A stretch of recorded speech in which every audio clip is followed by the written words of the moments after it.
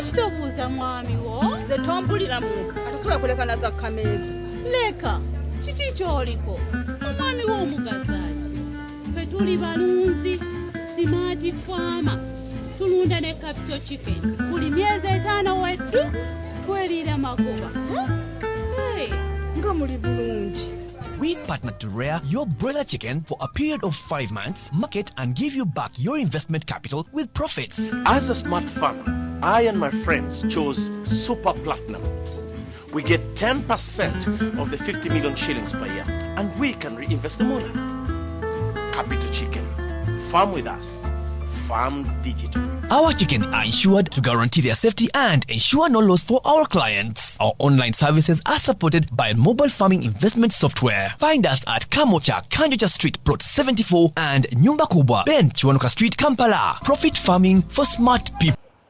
Nkwaniriza omulungi atulaba okubanga atotwegaseko nga bulijjo tuli ku CBS FM UG gwe mukuto gwa YouTube kwosinzira okutulaba buli kadde konna konna naffe gye tutusinzira okuyiyiza ebinyuma era nga ziba ensonga za byamizannyo. Programu eyitibwa Sports KALASO nga bulijjo olunaku olwokusatu n'olunaku olwomukaaga tubaawo okubanga ate tukutuusako ensonga nga bwe zitambula wano munda mu ggwanga Uganda n'ebweru waalyo, ensonga ne tuzitaanya nga bwe tuziraba ne tuzinnya mu bya bulijjo ne tuziteeka ate mu ango endala. Nze KANAKULYA RAJAB BOGERE tambula ne banaffe aba Capital Chicken. Nkwanju ya Capital Chicken gwe omukozi w'ensimbi ate nga totuuyanye. Capital Chicken ye faamu enene bwaguge yakakasibwa munda mu ggwanga Uganda eyina byonna ebyetaagisa okulaba nga ate omulimu gw'okulunda enkoko guvaayo bulungi. Kati gwe ky'olina okukola oli mu arcade, oli mu ofiisi, oli luddawo, oli mitala w'amayanja, kwatagana ne Capital Chicken muteeseganye omuwendo gw'essente gw'olina okusasula kusinza ku bungi bw'enkoko zoyagala okubanga ate bakulundira. Kati bajja kukulundira bazitunde bakuwa amagoba.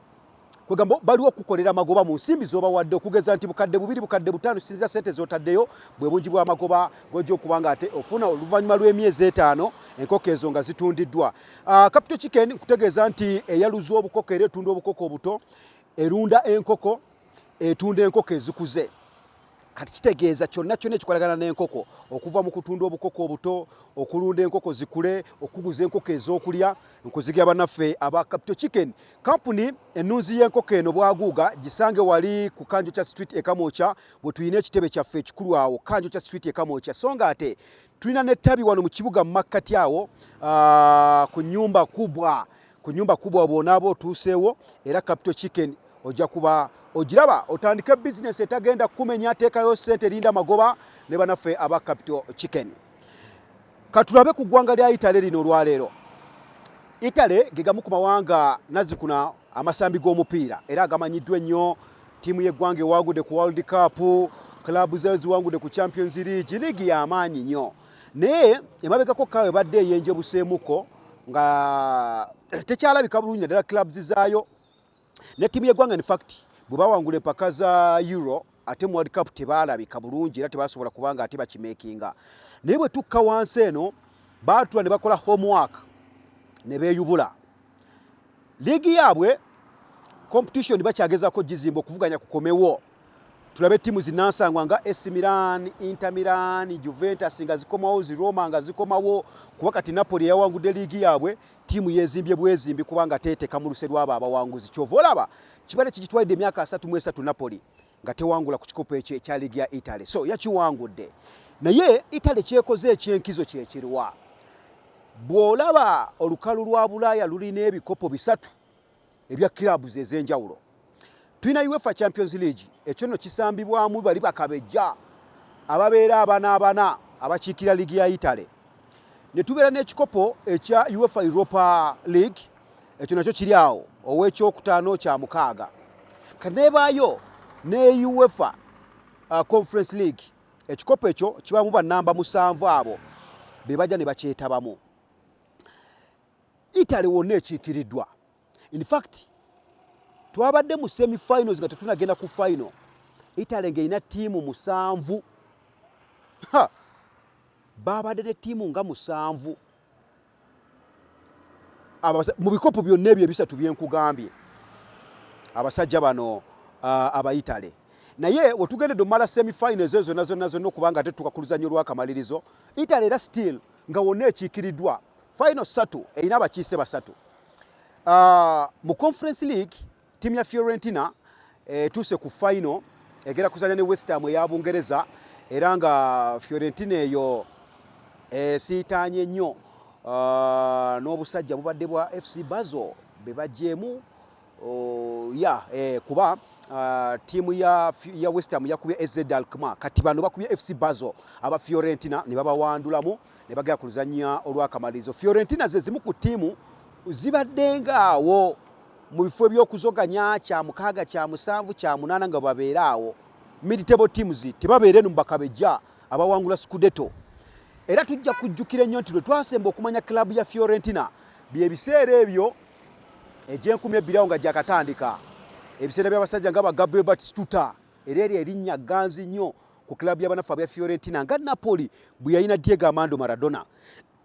Kati bano bo Gabriel Batistuta Batigo mu Argentino yetima ngo mujozi namba 9 ye muzira waabwe gwe tuyita living legend era ndowoozaamu nti fine eno Fiorentina gyegenda okuzanya ne West Ham ajja kubeera musaale nnyo okubaawo ku luzannya olwo olw'akamalirizo nga bejjukanya ebiro ebyo. So beetaaga okuwangula ekikopo ekyo newankubadde nti ne West Ham yennyini okuva e Bungereza nabo David Moyes agamba nti bwe kiba kyakwekwanya bwe tuba nga tetuli mu mboozi za kuwangula liigi y'e Bungereza FA tetusobola giwangula, Carabao tetusobola, kati akadde ke balina kakulaba nga ate bawamba olukalu lwa Bulaaya nga bawangula ekikopo ekya Conference League gye bagenda okutunkira ne club ya Fiorentina naye nga Fiorentina eva mu ggwanga erya Italy bakiikiridde bulungi. Then candidate owookubiri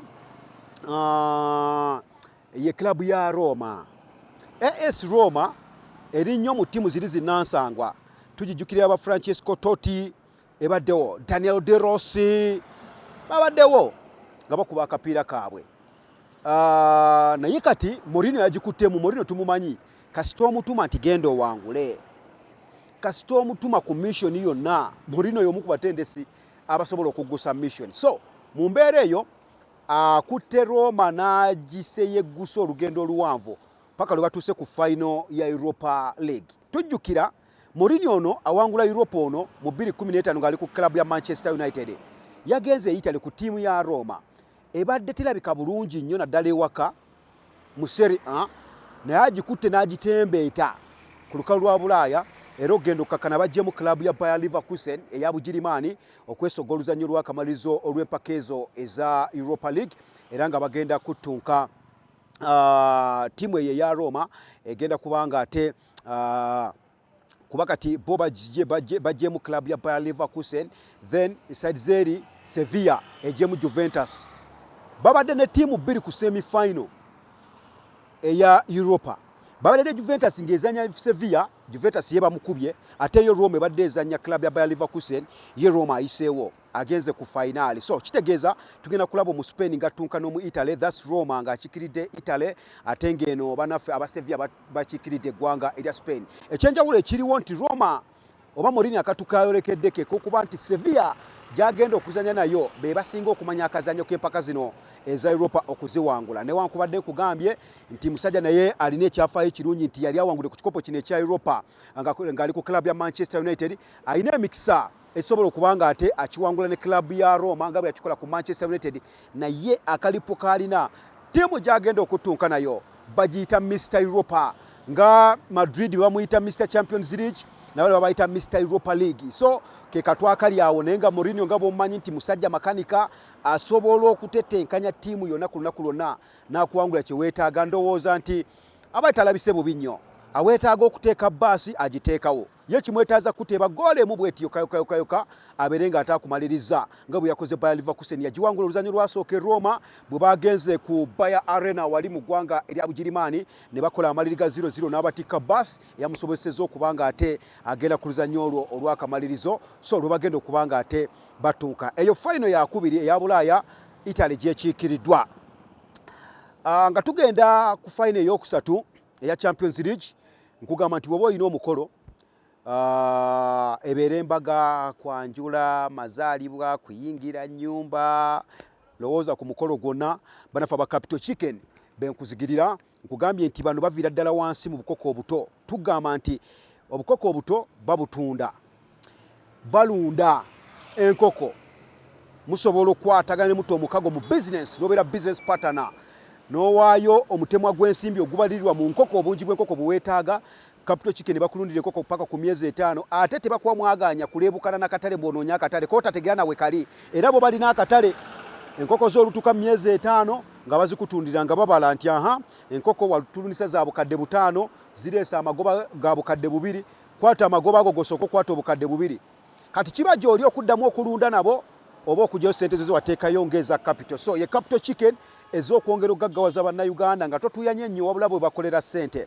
kugambye amatabi 2 tusange ku main branch yaffe wali ku Kanyucha Street Ekamocha na wano masekati g'ekibuga awo ku nyumba kubwa nawo wetuli bulungi nnyo tugenze ku final eyokusatu eya UEFA Champions League esinga obuganzi ku lukalu lwa Bulaaya esinga amaanyi esinga obugundiivu tiimu ya Inter Milan ya Italy yawandudde AC Milan ya Italy era babadde ne tiimu 2 mu semi final bamukubye omugatte gwa 3 bwerere basukale bamukuba 2 bwerere bamuzeeke mu 0 Inter Milan neeyitawo okwesoga final mu bagenda okuttunka ne club ya Manchester City eyawandudde Real Madrid naye Inter Milan bwe kiba mu byafaayo by'empaka eza UEFA Champions League esingira ddala tiimu ya Manchester City Inter Milan yakawangula ebikopo 3 newankubadde yasembo kiwangula mu 2010 ng'erina Jose Mourinho Mourinho ategeera Italy eyo muganda wange yabawangula ekikopo kiba kyasembyeyo kuba nakyo ekya UEFA Champions League kati bakomyewo ku final yaabwe esookedde ddala oluvannyuma lw'emyaka egiweredde ddala kumpi nga 13 nga tebatuuka waawo balina ebikopo 3 nkutegeezezza batuuka Manchester City eyakoze obukozi ekyafaayo okutuuka ku luzanyo lw'akamalirizo Guardiola agenda kusisinkana musajja mukulu Simeone Inzaghi abatendesa ababiri bano nabo kuliko enkizo ku bombi Simeone Inzaghi takiwangulangako newankubadde ate club gyatuusiza ku final ekirina emirundi 3 Manchester City tekiwangulangako newankubadde omutendesa abatuusiza ku final Pep Guardiola yakiwangula ng'ali Spain ne club ya Barcelona kati waliwo buli omu wasingira munne ku kyabatendesi eno Guardiola asinga Simeone Inzaghi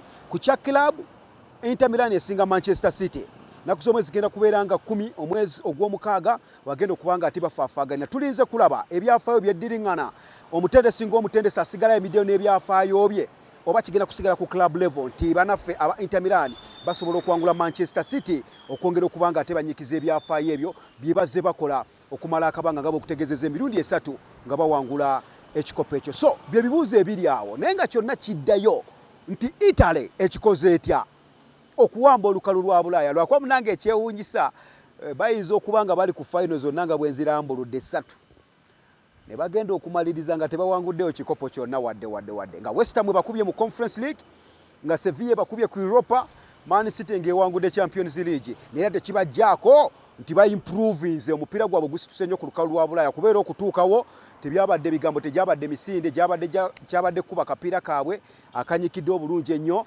okubasobozesa okutuuka ku luzannya olw'akamalirizo naye byonna ebinaavaayo bawanguddeko bimeka ku 3 balemeddwa bimeka byonna biganye byonna babiwangudde era ffe tujja kuba tulambulula ensonga zaffe kutegeeza nga bwinaaba bitambudde naye nga final 3 nga bwetuzitemyetemye bwe zigenda okuba nga ate zitambula bwetuzirinze okulaba Omuyitale butya bwagenda okuba nga ate asigala awambye olukalu olwa Bulaaya aluwamba balumusuuza nze naawe Sports KALASO ye program ejja okwongera okuba nga ate tukutanyeza ensonga ezo butya bwe zinaaba zisobodde okuba nga ate zitambula kutegeeza nti tutambula ne banafu aba Capital Chicken bano badiringa mu nkoko mulimu ogwabwe gwa nkoko okuva ku bukoko obuto bw'oba obwetaaga bajja bukuguza bw'oba weetaaga kulunda nkoko teweetawaanya oli wafunda tolina biyumba tolina budde jangu buzimu tule ku mmeeza bategeeze twagala enkoko 100 bajja kubulira ensimbi ezeetaagisa okulundira enkoko 100 ozibasasule balunde enkoko myezi 5 bagambe nti zituuse akatale bakakufunire batunde enkoko ofune sente ze za capital ofune amagoba nga toyina wotuuyanidde bazijjanjaba baziriisa bazirabirira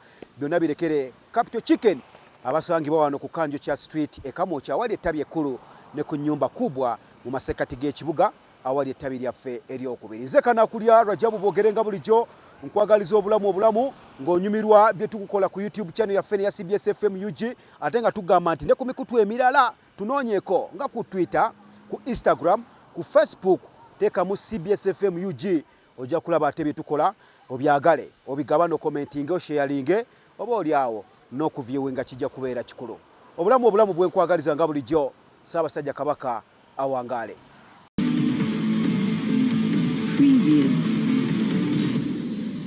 Kitobuuza mwami wo nze tompulira muka atasobola kuleka na za kameeza. leka kiki kyoliko omwami w'omugasa ki ffe tuli balunzi simaati faama tulunda ne capital chicken buli myezi 5 weddu tweriira magoba. Hey. Nga muli bulungi. We partnered to rear your broiler chicken for a period of 5 months, market and give you back your investment capital with profits. As a smart farmer, I and my friends chose Super Platinum. We get 10% of the 50 million shillings per year, and we can reinvest the money. Capital Chicken. Farm with us. Farm digital. Our chicken are insured to guarantee their safety and ensure no loss for our clients. Our online services are supported by mobile farming investment software. Find us at Kamocha, Kanjocha Street, Plot 74 and Nyumba Kubwa, Ben Chiwanuka Street, Kampala. Profit farming for smart people.